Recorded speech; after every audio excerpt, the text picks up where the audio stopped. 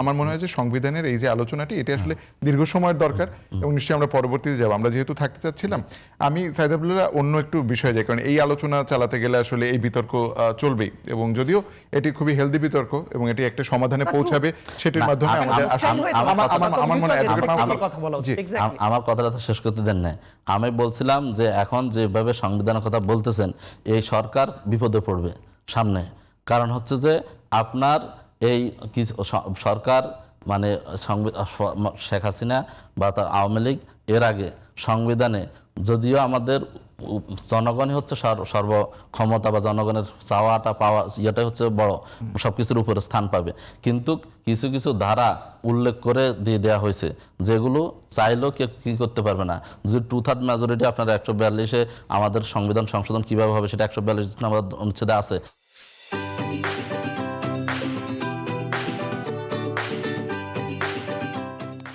কিন্তু সে 2/3 মেজরিটি পাইলেও বলা হচ্ছে যে যাই কিছু 142 নম্বর অনুচ্ছেদে সেটা যাই কিছু থাকুক না কেন, কিন্তু এই ধারাগুলো কি করতে পারবে না, কেউ সংশোধন করতে পারবে না। এখন আপনি যখন বলছেন আপনি জুলাই সনদ, আপনি হচ্ছে যে গণভোট আইনকে আপনি পাশ করবেন না, বা সেটার কার্যকর গণভোট শেষ হয়ে গেছে, এখন আপনি জুলাই সংবিধান সংস্কার পরিষদের শপথ আপনি গ্রহণ করবেন না, তখন আপনি যখন এই বড় বড় সংবিধান সংশোধনগুলো আপনি করতে যাবেন, জুলাই সনদে কি আছে? জুলাই সনদে আছে উচ্চকক্ষের কথা। এখন উচ্চকক্ষ কি আমাদের বিদ্যমান সংবিধানে আছে? তার নাই। তাহলে আপনি এটা কিভাবে কার্যকর করবেন? ভাই যে একটু আগে বললেন যে যাই থাকুক না কেন মেজর ইস্যুগুলো বাস্তবায়ন হবে, কেমন হবে?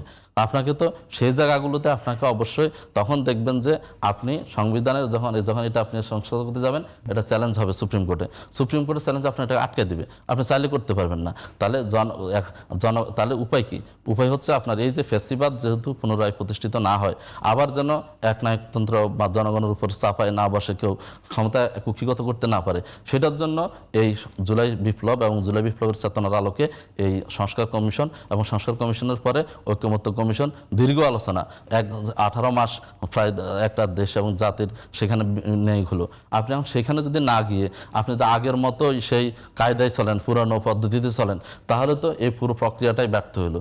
তাহলে আপনি জুলাইয়ের যে চেতনা, মূল যে চেতনা, যে সংস্কার এবং রাষ্ট্র কাঠামোর পরিবর্তন, সেটা আপনি কিছু করলেন না। আপনি আবার ক্ষমতায় থাকবেন, ক্ষমতাকে প্রলম্বিত করার জন্য আজকে যে উদ্যোগগুলো সরকার নিচ্ছে একে একে, এই যে রাষ্ট্রপতির এত কিছুর পরও সেই স্বৈরাচারী, সেই ফ্যাসিস্ট রাষ্ট্রপতি ওনাদের কাছে প্রিয়। কারণ কি? কারণ হচ্ছে ওনারা এই আরো কিছুদিন পর, আরো 1-1.5 বছর পরে রাষ্ট্রপতি চেঞ্জ করবেন। চেঞ্জ করলে সেখানে কি হবে? ওই তত্ত্বাবধায়ক সরকার যখন গঠিত হবে তখন ওনাদের রাষ্ট্রপতি থাকবে, এবং এর আগে ইয়াজউদ্দিন আমলে যেটা হয়েছে, এবং সেই নির্বাচনকে প্রভাবিত করবেন এবং ক্ষমতায় থাকার কুক্ষিগত করার জন্য সেই প্রক্রিয়াগুলো তারা অবলম্বন করতেছে। বসায় দিয়ে প্রত্যেকটা জায়গায় নির্বাচন দিবেন যাতে করে তাদের সব জায়গায় প্রভাব থাকে এবং তখন কিভাবে একটা নিরপেক্ষ নির্বাচন আপনি আশা করতে পারেন।